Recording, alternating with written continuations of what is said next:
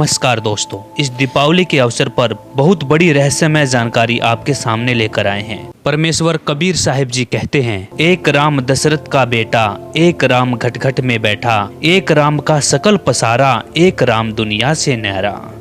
दोस्तों, आखिर कौन है वह सबसे बड़ा राम जिसकी भक्ति करने से हमें मोक्ष प्राप्त हो सकता है? क्या भगवान राम की भक्ति करने से हमें मोक्ष प्राप्त हो सकता है या नहीं? जानिए शास्त्रों के आधार पर। आखिर भगवान राम को किसके श्राप से राज्य छोड़कर वनवास जाना पड़ा तथा सीता जी को युद्ध करके घर लाने के बाद भी घर से निष्कासित करना पड़ा? इस रहस्यमय जानकारी के लिए देखिए पूरी वीडियो।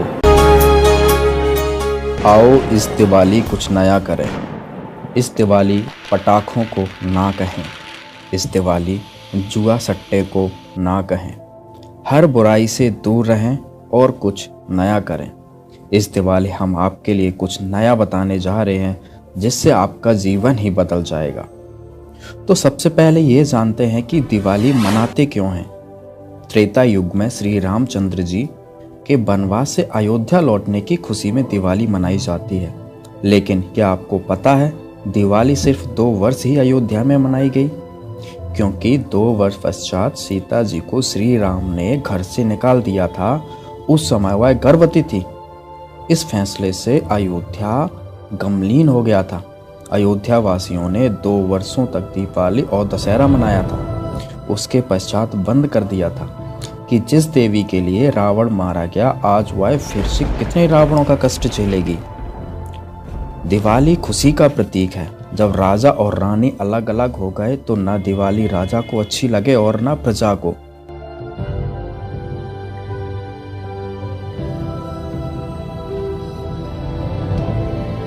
इसलिए दिवाली का पर्व उसी समय बंद हो गया था जो 2 वर्ष मनाया गया था।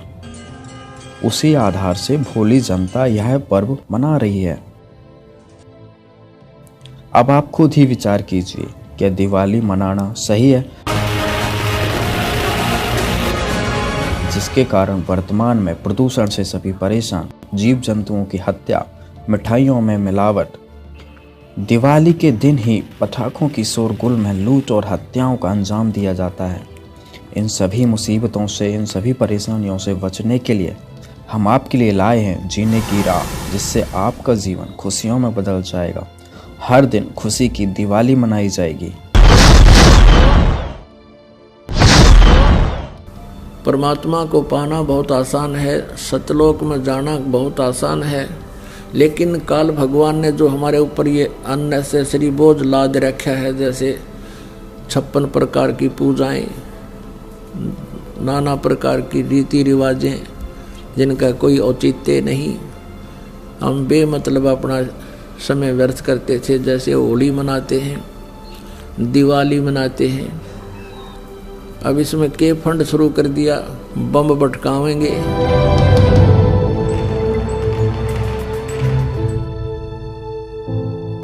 कितना प्रदूषण हो जाता है, किसी की आंख में डाला गया, आंख फूट गई, किसी के कपड़े जल गए, किसी के खेतों में पूड़ियाँ जल गई, किसी का घर में आग लग गई, और प्रदूषण निरा, और सारी रात बड़ा है बड़ कोई मरीज है, बीमार है, उसने वो परेशानी रहे। ये कोई खुशी का तरीका है?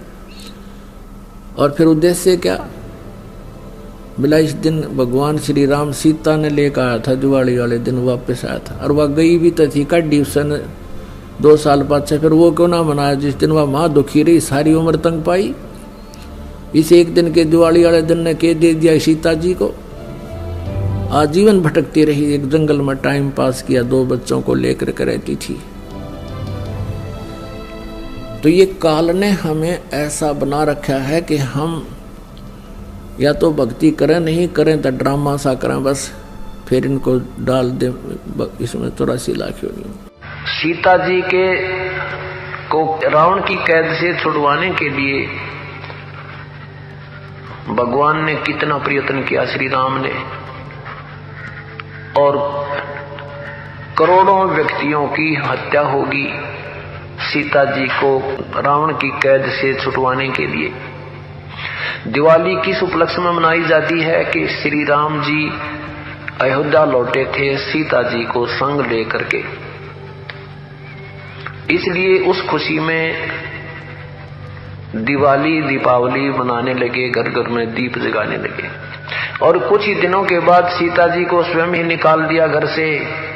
उसका दुख कभी नहीं मनाया हमने। कहने का भाव यह है कि जो दिवाली मनाने का तरीका हमने अपना लिया ये बिल्कुल गलत है। दीपावली के दिन भगवान की कथा करनी चाहिए, ये बकवाद नहीं करनी चाहिए जो हम कर रहे थे। और सीता जी के वियोग का हमें दुख होना चाहिए। सारा जीवन बेचारी ने कहा ऋषियों के आश्रमों में भूखे प्यासे बिताया, पति कहाँ, पत्नी कहाँ, बच्चे कहाँ। तो ये कोई मर्यादा भी हम नहीं मानते और इन भगवानों के हम आचरण भी नहीं कर सकते, इनकी लीलाओं के भी आचरण हम नहीं कर सकते। कहने का भाव यह है कि ये जो परमात्मा था उसकी तो हमें जानकारी हुई नहीं, और जो भगवान नहीं थे उनको हमने प्रभु मान लिया। हम रोज दिवाली मनाते हैं, भगवान के गुण गावा, उनकी चर्चा करें, उनको याद करें, और रोज दिवाली मनावा, सुबह शाम याद करें भगवानों को। हम 364 दिन बांटना देखा वो दिवाली मनाने की, इसकी खुशी मनावें, सीता जी के आने की खुशी और विछुड़न का गुम कति नहीं। ये कैसे हो सकता है? तो यहाँ तो एक थोड़े से दिन तो खुशी तरह ही, वह 10 महीने, 2 महीने, 6 महीने, 1 वर्ष, और दुख रहा वो सारी उम्र बेचारी को। पुण्यात्मा, एक परमात्मा को छोड़कर, पूर्ण ब्रह्म को छोड़कर अन्य किसी भी देवी देवता की या किसी हम प्रभु की, ब्रह्म की साधना करते हैं, वो मोक्षदायक नहीं है। वो आपको जन्म मृत्यु के इस दीर्घ रोग से नहीं छुड़वा सकती। और जो हमारे प्रारब्ध के जो पाप कर्म हैं उनको भी पूर्ण परमात्मा ही नाश कर सकता है। नहीं तो आप जी के पास इतिहास है हमारे भगवानों का जिनको हम परमात्मा माना करते थे, जैसे श्री विष्णु जी, उनके अवतार श्री रामचंद्र जी, श्री कृष्ण जी। सत्संग में आपको बताया था कि वो भी अपने प्रारब्ध के कर्मों को समाप्त नहीं कर सके, उनको भोग कर ही समाप्त किया। भगवान श्री रामचंद्र जी पर जाता था कि ये सर्वेश्वर हैं, महेश्वर हैं, सर्वशक्तिमान हैं, सब दुखों का निवारण कर देते हैं। यानी विष्णु भगवान कहो, चाहे श्री रामचंद्र जी कहो या श्री कृष्ण जी कहो। तो हम ये सोचा करते थे कि ये भगवान हमारे दुखों का निवारण करते हैं, ये समर्थ शक्ति है। अब हमने राम की परिभाषा समझनी पड़ेगी, प्रभु की परिभाषा समझनी पड़ेगी, और हमने उन राम में से सिलेक्ट करना पड़ेगा कौन से राम की शरण में जाना है। अब जैसे ये श्रद्धालु कहते हैं, कोई प्रश्न करता है आचार्यों से, गुरुओं से, मंडलेश्वरों से कि क्या श्री कृष्ण अर्थात श्री विष्णु जी हमारे पापों का नाश कर सकते हैं? क्या वे जो श्राप दे दिया जाता है एक दूसरे को 3 ताप के अंतर्गत, क्या हमारे उन 3 तापों का वो नाश कर सकते हैं? तो कहते हैं कि हाँ, भगवान श्री कृष्ण अर्थात विष्णु जी हमारे सब पापों का नाश कर देते हैं। और प्रमाण के लिए कहते हैं, गीता जी अध्याय नंबर 18 के श्लोक नंबर 66 को बोलते हैं कि सर्वधर्मान परित्यज माम एकम शरणम व्रज अहम तवा सर्व पापे भव मोक्षामि मा शुच। पहले तो उनको ये पता नहीं कि गीता जी का ज्ञान श्री कृष्ण नहीं, श्री कृष्ण में प्रवेश करके ये ब्रह्म बोल रहा है, सरपुरुष बोलता है। और व्रज का माने आना नहीं होता, जाना होता है। अब गीता ज्ञान दाता सरपुरुष है, ये ब्रह्म है, और ये परम अक्षर ब्रह्म की शरण में जाने को कहता एकम। एकम माने जिसके बराबर दूसरा ना हो, अद्वितीय। उसकी शरण में जा, उसकी शरण में जाने से फिर तू मेरे सतर की जो पूजाएं हैं मुझे छोड़ दे, ये ब्रह्म कहता है। फिर मैं तुझे यहाँ कुत्ते गधे सूअर यानी कष्ट नहीं दूंगा, मैं अपना कर्जा चुका लूंगा। तो यहाँ पुण्यात्मा विचार करने की बात है कि श्री कृष्ण जी और श्री रामचंद्र जी और श्री विष्णु जी अपने श्राप को, अपने पाप को, कर्म दंड को नहीं समाप्त कर सके, नाश नहीं कर सके। उपासकों का कैसे कर देंगे वह? जैसे श्री विष्णु जी को श्राप दिया था नारद जी ने, और ये श्राप दिया था कि नारद जी के मन में विवाह कराने की प्रेरणा होगी, और उसने देखा कि राजा की लड़की का स्वयंवर था, और उसमें लड़कियां अपनी मर्जी का पति अपनी इच्छा से सिलेक्ट करती थी, और राजा लोग बैठ जाते थे वहाँ सामने आके। नारद जी ने विवाह कराने की सोची, और फिर सोचा भी मेरा विवाह कौन करेगा, मैंने तो कचकोला कढ़ा रखा है, इतनी मोटी चोटी सिर पे, और शकल भी ठीक को ना। तो उसने सोचा कि भगवान विष्णु से उनका स्वरूप ले लेता हूँ। एकांत में जाकर टेलीफोन किया, याद किया, श्री विष्णु जी प्रकट हो गए। नारद जी ने कहा भगवान मैंने विवाह करवाना है और आप मना मत करियो, आज पहली बार आपसे कोई वस्तु मांग रहा हूँ, मुझे आप हरि रूप चाहिए, मुझे हरि रूप चाहिए, अर्थात आपका सुंदर स्वरूप मुझे दे दे। श्री विष्णु जी ने कह दिया तथास्तु। अब उसका बंदर का मुंह लग गया, बंदर का, हरि माने बंदर भी होता है। अब उसने सोचा नारद जी ने कि आज तेरे सुंदर कोई नहीं सभा में, और जाकर बैठ गया कुर्सी पर जच के। अब वह लड़की आई वरमाला लेकर, सामने देखा बालू बैठा। अब वह एक कदम पीछे से होकर आगे चली गई। नारद जी ने सोचा शायद लड़की की दृष्टि नहीं पड़ी मेरे ऊपर। वहाँ से उठकर एक और खाली चेयर थी दूसरे लोग, वहाँ जा बैठा। जो वहाँ से भी लड़की आगे निकल गई, नारद जी कहने लगे भाई ये अंधी है क्या? और दूसरे तो बोला, साथी ने उसको यो दिखा दिया दर्पण, अगर देख अपनी शकल तो देख ले, हमने डर लगे तेरे थे। तब उसने देखा जब दर्पण यानी अपनी शकल देखी, उसने बिना गिनती की गाली दे दी विष्णु भगवान को नारद जी ने। और उसी समय विष्णु जी आगे और विष्णु जी के गले में वरमाला उस लड़की ने डाल दी।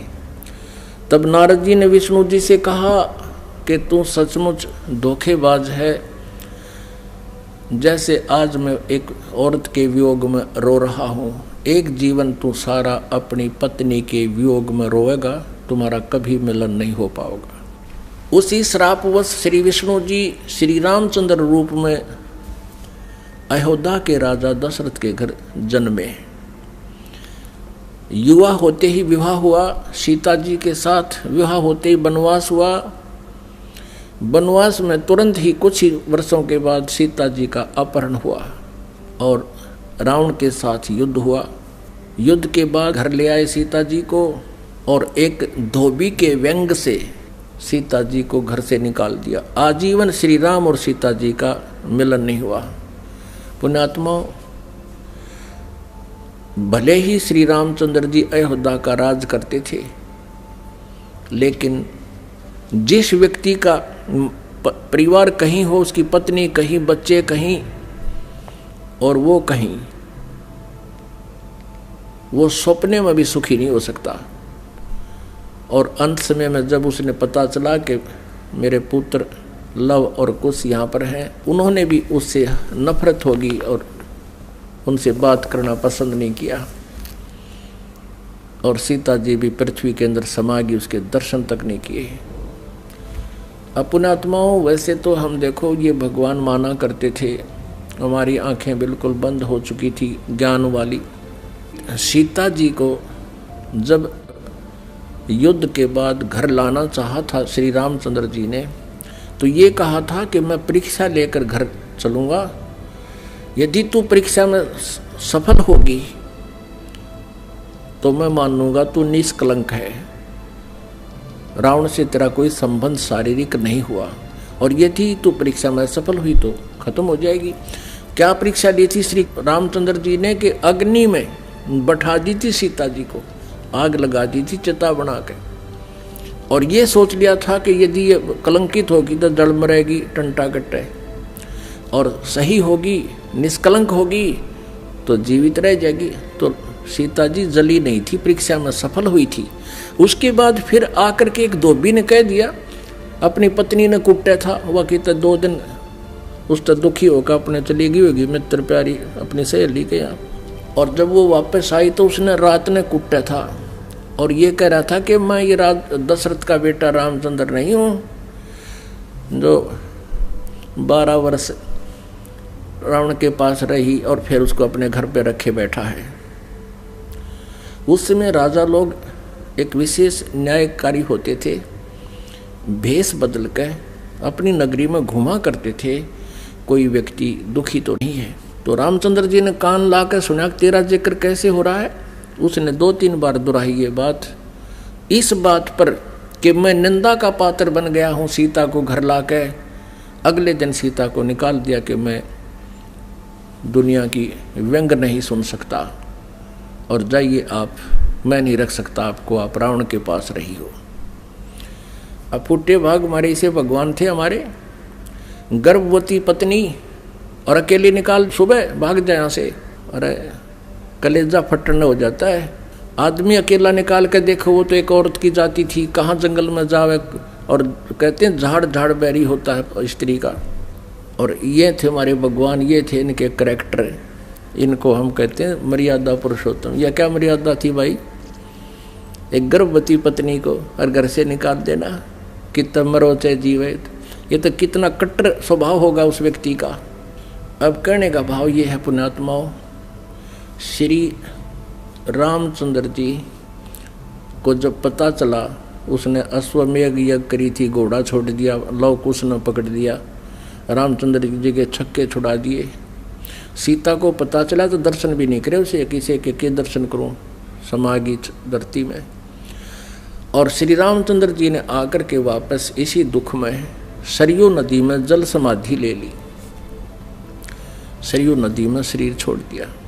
उसके बाद फिर श्री कृष्ण रूप में जन्म हुआ और रावण के साथ युद्ध के दौरान श्री रामचंद्र जी ने सुग्रीव के भाई बाली को मारा था एक वृक्ष की ओट लेकर, यानी धोखे से।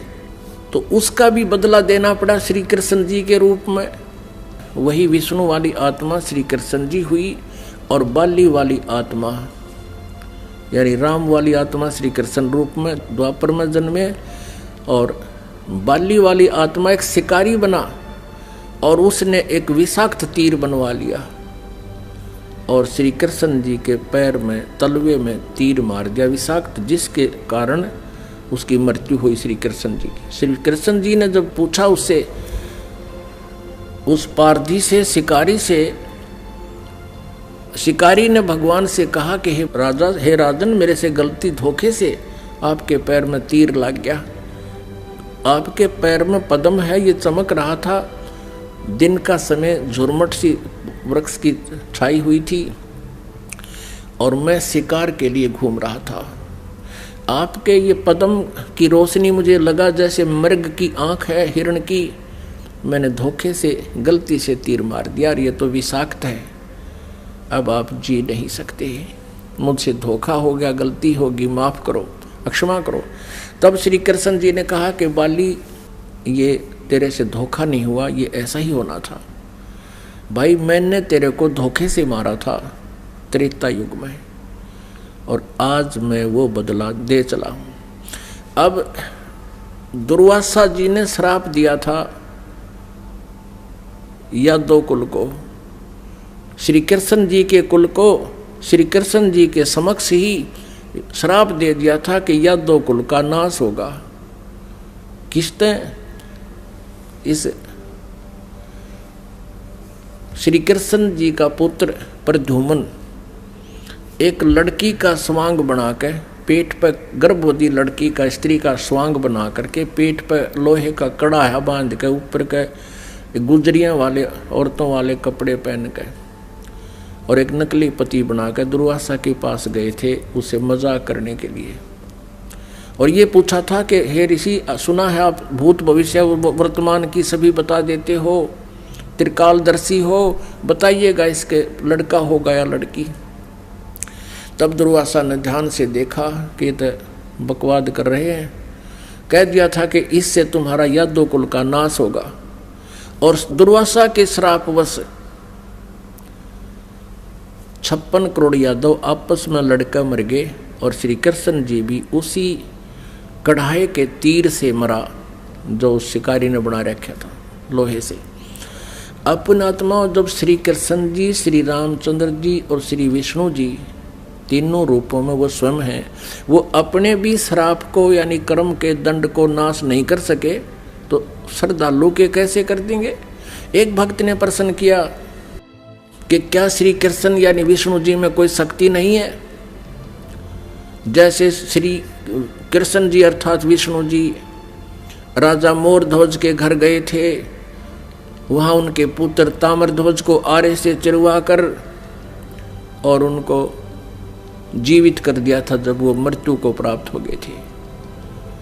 पुण्यात्माओं, कबीर परमेश्वर जी ने फिर ये इसका उत्तर दे रखा है, क्योंकि श्री आदरणीय धर्मदास साहिब जी ने भगवान से ये प्रश्न किया था कबीर जी से कि हे भगवान, हमने सुना है श्री कृष्ण जी ने मोरध्वज राजा के पुत्र को आरे से चरवा कर वो मृत्यु को प्राप्त हो गया था, उसको जीवित कर दिया था, और आप कहते हो कि ये समर्थ नहीं है, ये कोई परिवर्तन नहीं कर सकते। भगवान ये क्या छोटी बात है? तब परमात्मा कबीर परमेश्वर जी ने कहा था कि धर्मदास, जब महाभारत के युद्ध में और अभिमन्यु की मृत्यु हो गई थी,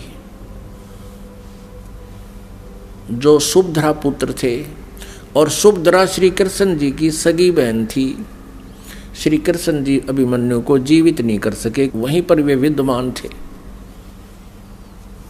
अब धर्मदास साहब ने पूछा कि हे भगवान, कारण क्या था? तब परमेश्वर कबीर जी ने कहा कि ये भगवान आपकी आयु और श्वास को घटा बढ़ा नहीं सकते। अभिमन्यु की आयु इतनी थी, उसके प्रारंभ में ये परिवर्तन नहीं कर सकते। सुभद्रा रोए थी, भगवान श्री कृष्ण रोए थे अपनी बहन के दुख में, पांचों पांडव रोए थे और उनका कुल नाश हुआ था। तो वहां थी समर्थता दिखाने का समय, वहां था, उसको जीवित कर देते। और वहां क्यों जीवित कर दिया ताम्रध्वज को? क्योंकि उसकी आयु शेष थी, उसके श्वास शेष थे। इतनी क्षमता इनमें है कि इन टूटे फूटे शरीर को ये ठीक कर सकते हैं, लेकिन श्वास नहीं बढ़ा सकते, कर्म दंड को ये समाप्त नहीं कर सकते। तो परमात्मा ने कहा, तुम कौन राम का जब ते जापम, तात कट न ये तीनों तापम। तुम किस राम का भजन करते हो जिस कारण से आपकी साधना से, आपके द्वारा बताए गए इस मंत्रों से आपके अनुयायियों को लाभ नहीं हो रहा। आप उन भगवानों की भक्ति कर रहे हो जो आपकी किस्मत में लिखे हुए उन पापों का वो नाश नहीं कर सकते। और वेद बताते हैं परमात्मा घोर पाप भी नाश कर दे। तो इससे सिद्ध है आपको वो परमात्मा मिला नहीं है जिसकी तरफ वेद संकेत करते हैं। इति सिद्ध। वो परमात्मा कौन है? यजुर्वेद अध्याय नंबर 5 के और श्लोक नंबर 32 में कहा है, उसी कसी माने वो पूर्ण शांतिदायक है। गीता अध्याय नंबर 18 के श्लोक नंबर 62 में गीता ज्ञानदाता कहता है कि अर्जुन, तू सर्वभाव से उस परमेश्वर की शरण में जा, उसकी कृपा से तू परम शांति को और सनातन परम धाम को यानी शाश्वत स्थान को, अविनाशी स्थान को, सत्यलोक को प्राप्त होगा,